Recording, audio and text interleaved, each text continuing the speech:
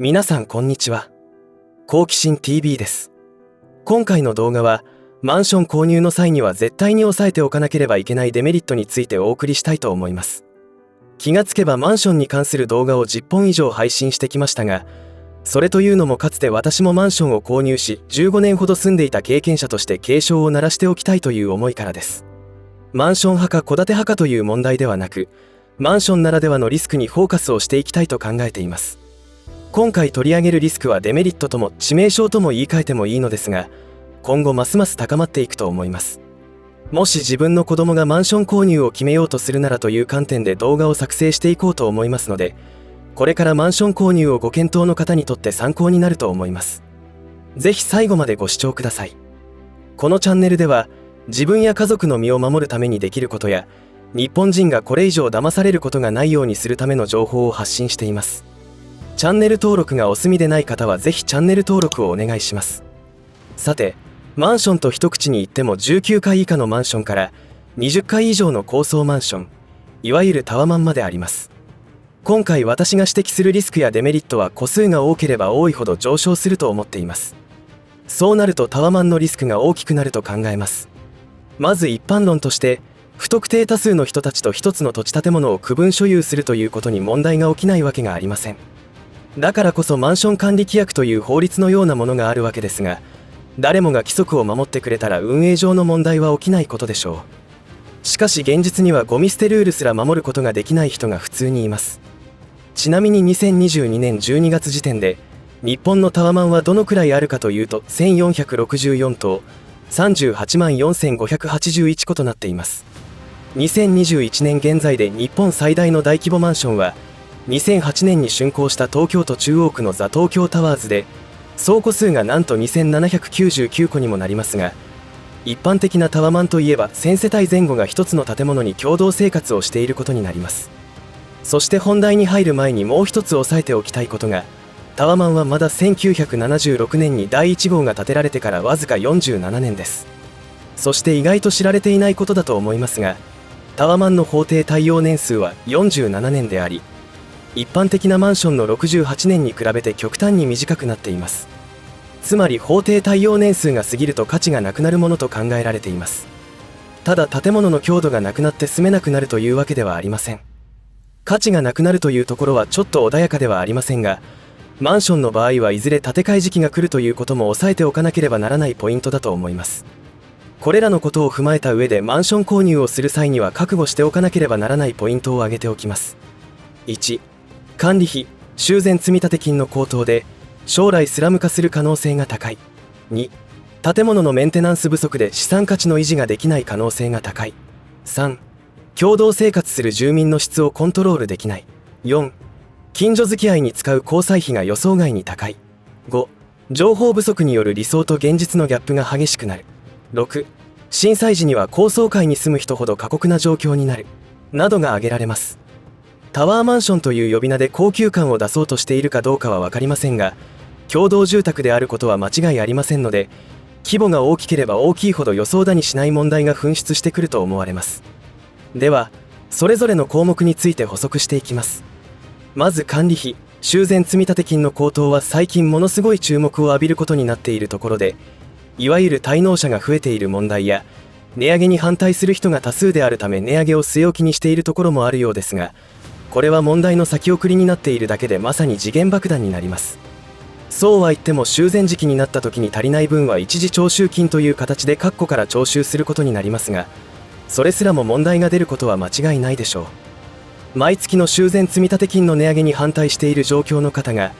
一時徴収金に例えば100万円をすぐに払うとは考えられませんから、なかなかしんどい状況になります。このような状況になると管理組合の中でも問題となっており、どの世帯が滞納しているか、もしくは一時徴収金の支払いに応じないか誰もが知れ渡ることになるので、住民間での圧力も出てくるでしょう。そして次の項目も関連したことですが、中には先日の動画で取り上げた空き家問題も重なって起きるので、荒れてくる部屋も出てくる可能性も考えなくてはいけません。今後ますます法整備が進み、空き家の所有権が制度上明確になっていったとしても、金銭的な負担を要求することになれば、中には支払い困難という問題が同様に起きてくることになるでしょう。次に住民の質をコントロールできないというのは当たり前のことで、この問題は価値観の違いや経済力の違いに基づくことになりますから、揉め出したら大事になる可能性が高いです。こうした近所付き合いという問題は戸建てでも起きるわけですが、共同住宅ではもう一歩踏み込んだ付き合いをしなくてはいけませんから深刻な問題になります。そして主婦同士の近所付き合いが実は結構大変だという話も聞きます。多くの方の憧れとされるタワマンに住んでいることで、お互い見栄の張り合いが起きるのだそうです。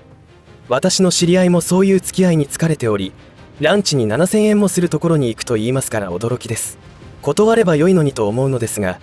女性同士の世界もなかなかめんどくさい面があるのでしょう。世の中のご主人はなんとかワンコインで食べれるところを探して食べているというのに7000円ですからね。見栄の張り合いの世界では、そういったチキンレースみたいなことが繰り広げられているようです。あと、これも女性の中でよく言われることになると思いますが、現実の生活があまりにも理想と違いすぎたということで失望するということです。あれだけ景観の良さに憧れ購入を決めたのに、美しい景色にもすっかり慣れてしまいありがたみも薄れ、それよりも近所付き合いや高騰する物価高に頭を痛めることになってかなり病んでしまうパターンが出てきます。最後は地震などの震災時のリスクです。おそらく建物の強度は日本の建築技術の高さから倒壊する心配はないと思いますが、それでも全くの無傷ということもないでしょうから、それらにかかる修繕費は保険だけで賄えるのかは分かりません。地震保険では上限金額が750万円とか上限が設定されているし、スムーズに満額保証されるかどうかも分かりません。そして何より先日の動画でも取り上げましたが、首都直下型地震クラスのものが起きたら最低でも1週間は停電を覚悟しなくてはいけません。エレベーターの非常用電源は72時間分しかありませんし、緊急時のために使用を控えますから、毎日給水車からの水や食料などを非常階段で上り下りすることになります。ですから、地上何階に住むかによっては相当過酷な生活を余儀なくされると思います。高齢の方は絶対に高層階に住んではダメでしょうね。あと個人的には下層階で起きるかもしれない火災が恐ろしいと思います。最近の建物では延焼防止の工夫がなされており大丈夫だと言われますが、世の中に絶対はありませんし、そんな事態になったらどうするのでしょうか。皆さんは消防車のはしごは地上30メートルまでしか届かないということを知っていますでしょうか。マンションで言えば10階ほどまでです。それ以上の階には消火栓が設けられており、消防隊がホースを担ぎ込んで消火するという仕組みになっています。ちなみに消防隊が使用するホースはマンションの消火栓に設置されているホースよりも太いものですから、専用のものを持ち込んで下の階から担いで階段を上がることになります。火災に遭うなどは一生に一度あるかないかだと思いますが、そんなこと言ったら火災保険などかけなくてもいいという理屈になりますし、やはり万が一のことを想定しなければ後悔することになると思います。住宅を購入するというのは人生で一番大きな買い物をすることになると思いますので、あらゆる情報を収集し検討した上で購入するということをお勧めします。他にも買うタイミングなども考えなければならないと思いますが、また別の機会があったら取り上げていきたいと思います。いかがだったでしょうか。タワマンのような共同住宅というのは問題が起きないわけがないという認識を持つことが非常に重要であり、建て替え時期というのも確実に来るわけですよね。35年ローンが終わってほっとした頃に定年を迎え、そこから10年、20年後には建て替え時期が訪れます。その時に修繕積立金の積み立てはどのくらい進んでいるのでしょうか。途中に震災があって予期せぬ修繕に積立金が使われ枯渇することもありますし、1000世帯もの方が全員経済的問題もなく暮らし続けるとも限りません。そんなことを考えていたら家など買えないという方はそのまま購入すればいいですが、その他の方にとっては知らなかったでは済まされない問題になるかもしれませんので、まずは知ることが大事だというスタンスで動画を作成しました。冒頭で言ったように、自分の子供がタワマンを購入するといった時には以上のようなことを話すことになるでしょう。それでも買いたいと言ったら、それはそれで本人の考えなので尊重するしかないのでしょうが、あまりお勧めできない選択だと私は思います。